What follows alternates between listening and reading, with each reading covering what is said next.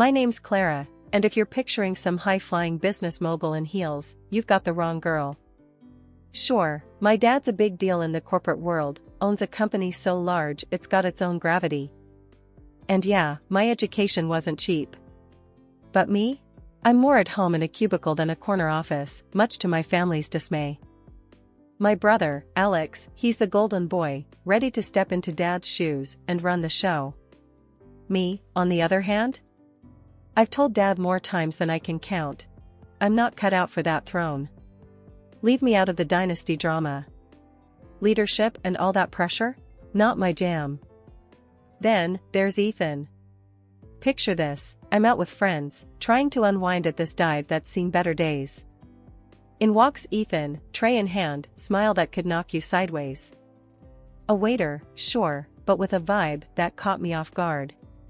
His simplicity, the way he looked at life, it was like a breath of fresh air. We got to talking, and it wasn't long before I realized we were on the same wavelength.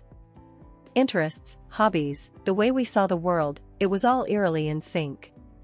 My folks, when they got wind of him, couldn't help but snicker. A waiter? They'd laugh, as if I'd brought home a three-headed alien. This is just a fling, they insisted. But it wasn't. Not to me. Clara, seriously? My mom would say, voice dripping with disbelief. You could have anyone, and you choose a waiter? I shot back. Yeah, because he's real. He gets me. Not like the stuffed suits you parade around. Dad wasn't thrilled either. You're playing house with a boy who serves drinks for a living, he'd grumble. But see, that's where they got it all wrong. Ethan wasn't about the money or the status. He was about living, really living. And that was everything I wanted. Look, Dad, I'm in love with him, I told them, standing my ground. Ethan's different. He's not caught up in all this. I waved a hand, encompassing the invisible weight of our family's expectations. They tried to laugh it off, shake their heads like I was just going through a phase. But I knew. Ethan was the real deal. The conversations we'd have, the way he'd look at me as if I was the only person in the room, it was something I'd never found in the glossy world I came from. So, when Ethan and I talked about taking the next step, it wasn't about the lavishness or the spectacle. It was about us, two people who'd somehow found each other against the odds. I was all in, ready to defy expectations and start a life with the guy who'd served drinks at a bar but ended up capturing my heart. Now, here's where things took a turn for the serious. Ethan, out of the blue, pops the question. And when I say pops the question, I mean in the most straightforward, Ethan-like way possible. No down on one knee drama, just straight up. Marry me, Clara? Took me a hot second to process, not gonna lie. But then, it was like everything clicked into place. Yeah, Ethan. Let's do it. I found myself saying, and just like that, we were on the fast track to tying the knot. Now, here's the kicker, from meeting to marrying, it was a whirlwind. Didn't even bring him home before we got hitched. I know, sounds crazy, right? But something about it felt right. Just us, moving forward together, no looking back. The wedding was nothing fancy, mind you. Kept it low-key, just close family. Dad, though, he couldn't quite mask that look of disbelief. Picture this, the big-shot business magnate, forced to watch his daughter say "I do" to a waiter, in a ceremony that probably cost less than one of his business lunches. But here's the thing, as much as Dad looked like he'd rather be anywhere else, when it came down to it, he came through. After the ceremony, he pulled me aside, and in his own gruff way, he said, "Congratulations, Clara." Sure, it might not have been the glowing approval I'd hoped for, but coming from him, it meant something. So there we were, me and Ethan, officially hitched. Despite the odds, the doubts, and the disapproving glares, we'd done it. Started our own little rebellion, built on nothing but love and a dash of defiance. The charm of my small apartment quickly gave way to the challenges of daily life.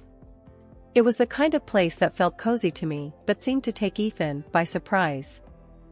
One evening, as we maneuvered around the cramped kitchen, I tried to gauge his feelings about our living situation.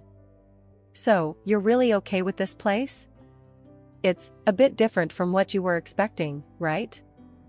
Ethan paused, a half-hearted attempt at a smile, crossing his face. Yeah, it's snug. I mean, I didn't expect a palace, but this, it's fine, really.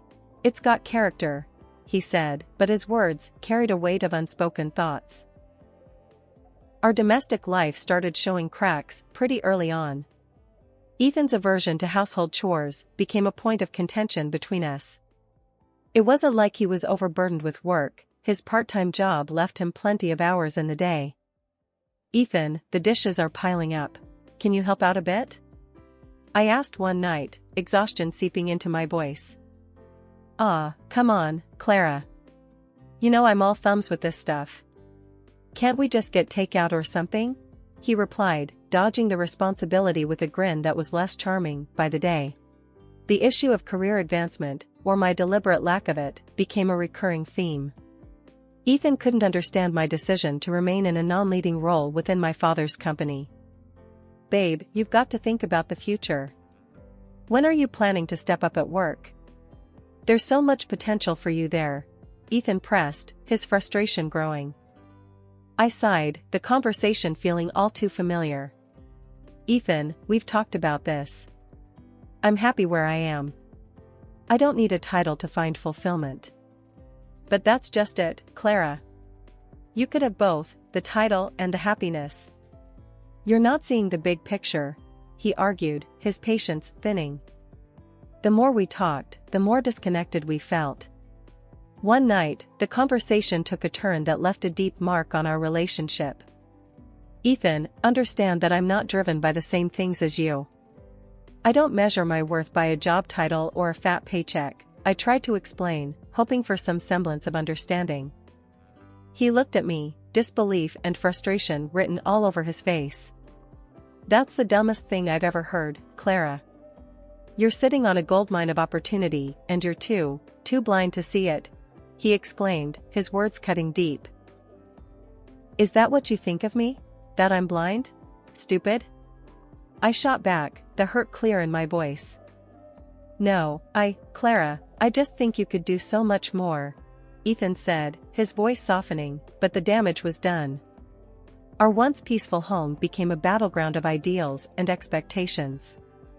The man I married, who shared my dreams of simplicity and genuine connection, seemed to have vanished, replaced by someone I no longer recognized. The day had been long, the kind that drags your spirits down with every passing hour. I was looking forward to nothing more than kicking off my shoes and collapsing on the couch.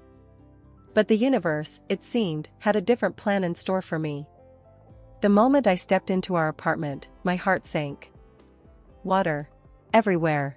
The neighbors above had managed a spectacular feat of indoor plumbing failure, effectively turning my modest living space into a shallow swimming pool.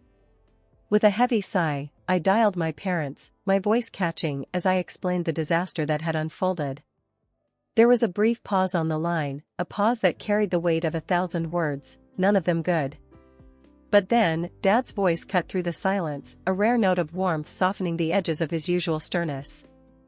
Of course, you both can stay here. We'll be glad to have you, he said, and I could almost hear the smile in his words. It was a relief, yes, but also a harbinger of the awkwardness to come. Living under my parents' roof with Ethan was not how I envisioned our newlywed days. Yet, here we were, about to dive into that very scenario. The relief of having a place to stay was quickly overshadowed by the dread of what this temporary arrangement might unearth. My parents' mansion was worlds away from our humble apartment, both literally and figuratively. How will Ethan take this luxury, and will it affect our future relationship? As these thoughts churned through my mind, I began to pack for what I hoped would be a brief stay. Ethan was skeptical, to put it mildly, but where else were we supposed to crash? Your parents' place, really? That's our best option?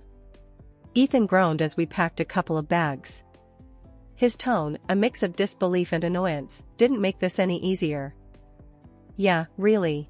Unless you're hiding a luxury condo I don't know about, I shot back, trying to keep the mood light.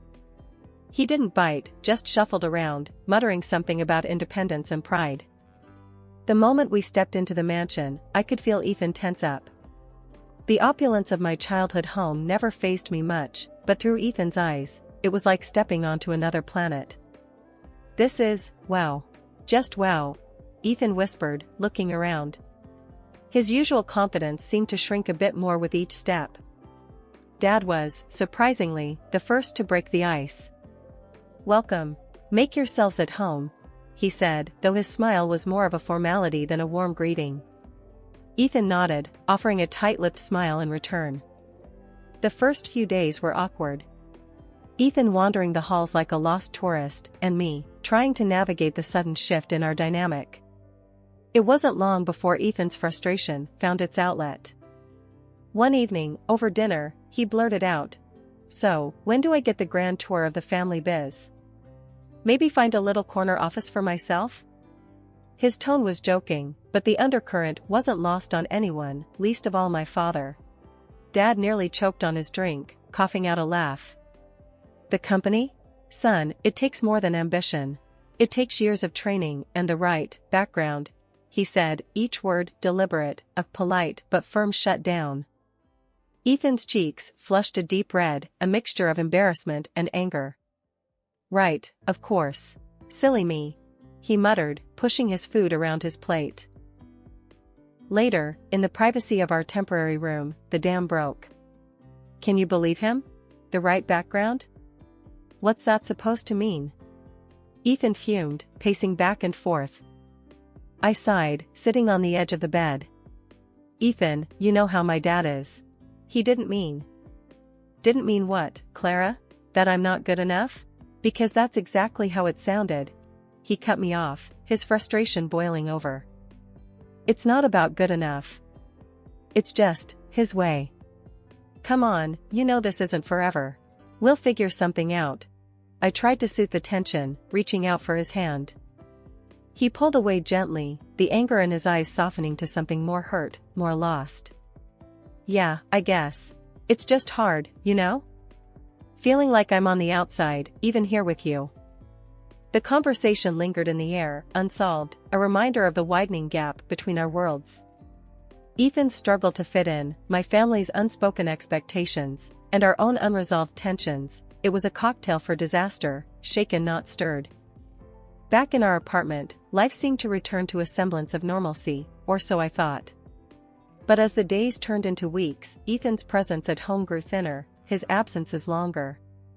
The apartment felt more like a ghost town, haunted by the remnants of his hurried mornings and late nights, dirty laundry, unwashed dishes, and the cold silence of missed conversations.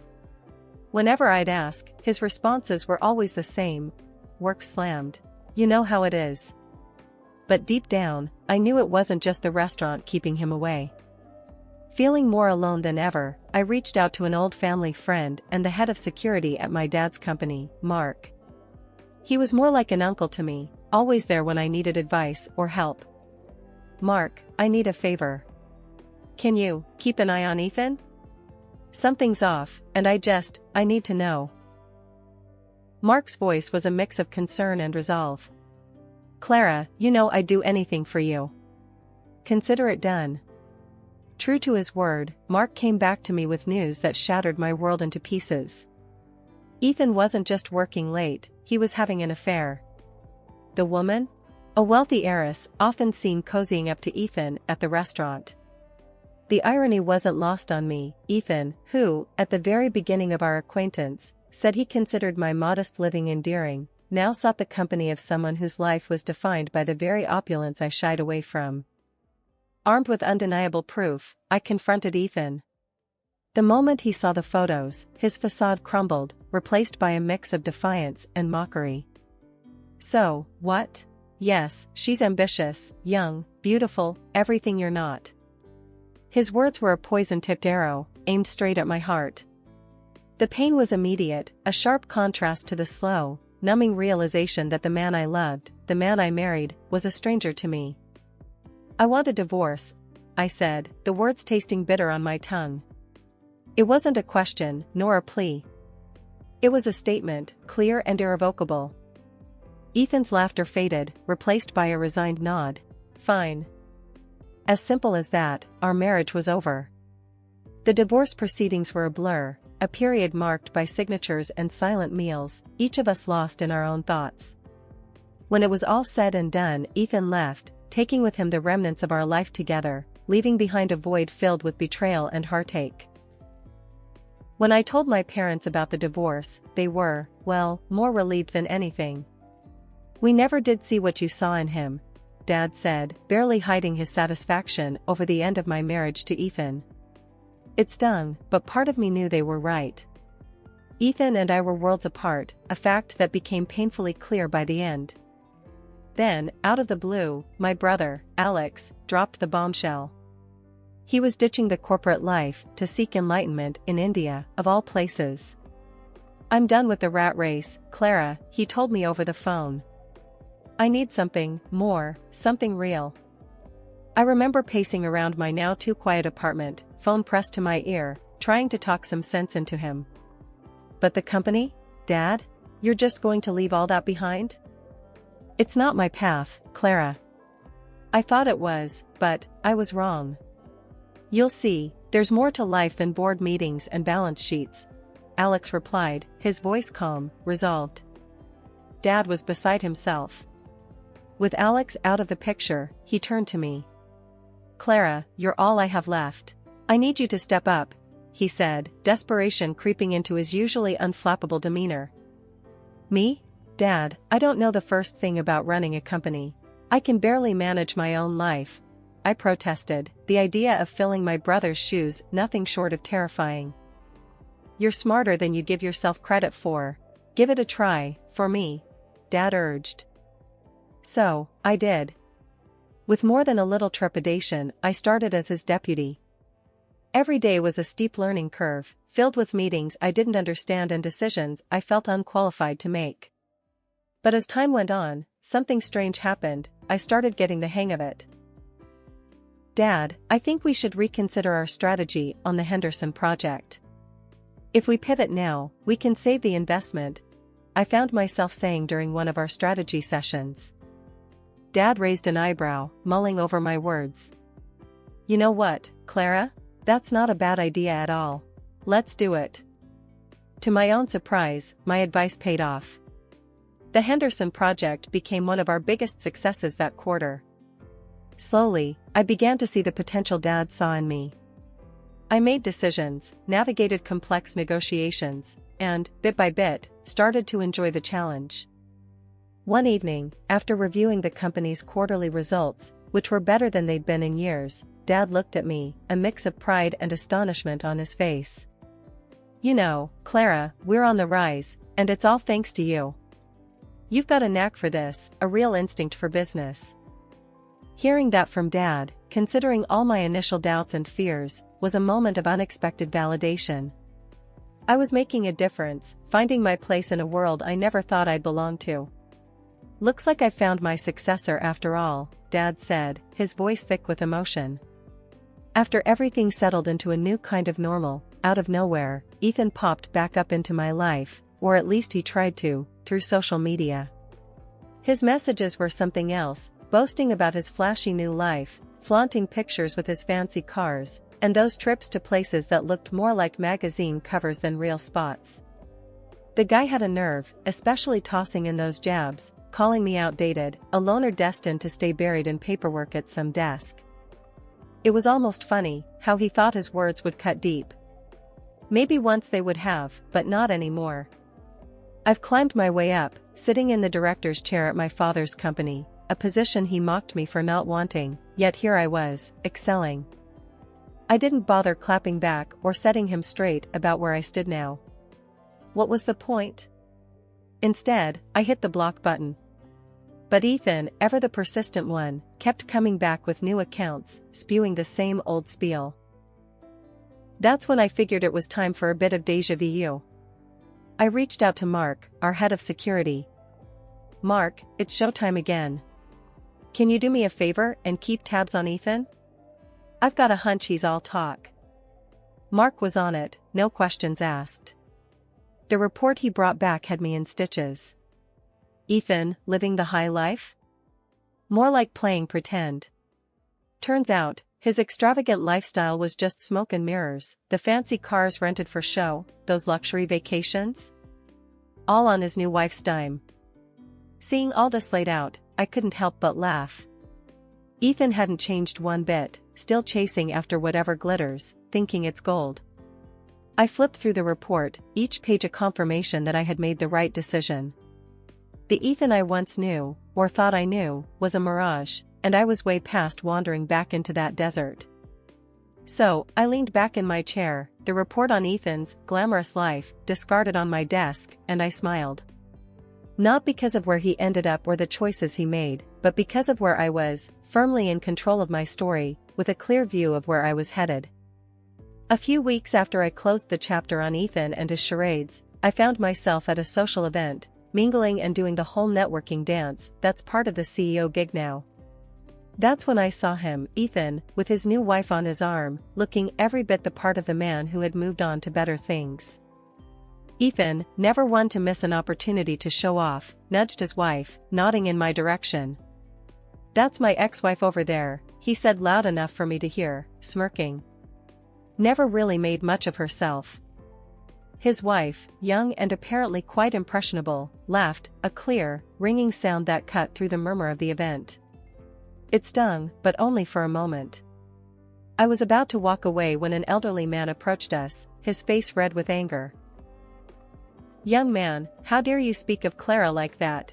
he thundered, turning heads all around us. "Do you have any idea who she is?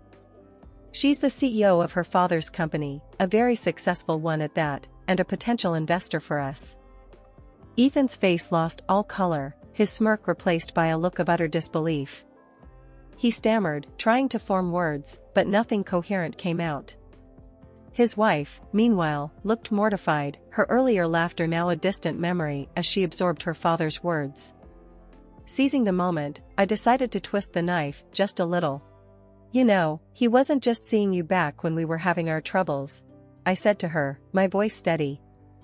"There were others. And apparently, his habits haven't changed."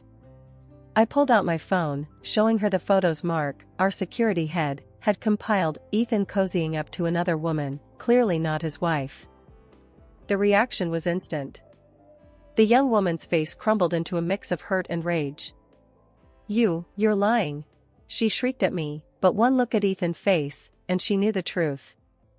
The scene that unfolded was chaos, shouting, accusations flying, Ethan trying to placate his irate wife, and the guests at the event trying not to stare too obviously. I couldn't help but smile as I turned on my heel and walked away. Ethan's life, it seemed, was unraveling at the seams, and while I took no joy in his misery, there was a certain satisfaction in seeing karma at work. I had moved on, grown stronger and more successful than Ethan could ever dream to be. After that whole debacle at the event, word got around fast. Ethan's life did a complete nosedive. His wife, fed up with his cheating ways, kicked him to the curb. The fancy lifestyle he flaunted? Gone. His father-in-law reclaimed the pricey car and swanky apartment he had been so proud of. As for his so-called high society buddies, they vanished quicker than smoke in the wind, leaving Ethan to fend for himself. Last I heard, he was back to waiting tables, drowning in a sea of debt he had racked up trying to maintain a facade of wealth and success. It's funny how life works out.